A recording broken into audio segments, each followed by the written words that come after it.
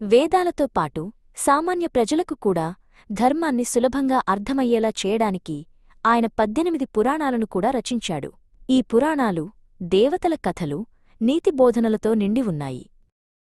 మహాభారత కావ్యం మొత్తం తన మనసులో రూపుదిద్దుకున్న తరువాత తాను చెబుతున్న వేగానికి సరితూగేలా రాయగల సమర్థుడైన లేఖకుడి కోసం వ్యాసుడు ఆలోచించాడు. బ్రహ్మదేవుని సలహా మేరకు విద్యాధిపతి అయిన వినాయకుడిని ప్రార్థించాడు.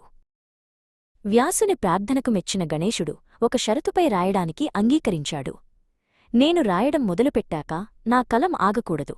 అందుకు వ్యాసుడు చిరునవ్వుతూ, నేను చెప్పే ప్రతి శ్లోకం యొక్క అర్థాన్ని పూర్తిగా గ్రహించిన తరువాతే మీరు రాయాలి అనే ప్రతి షరతు పెట్టాడు.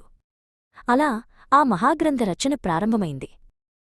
మహాభారతాన్ని పూర్తి చేసిన తరువాత దేవతలు వ్యాసుడిని ఆశీర్వదించారు.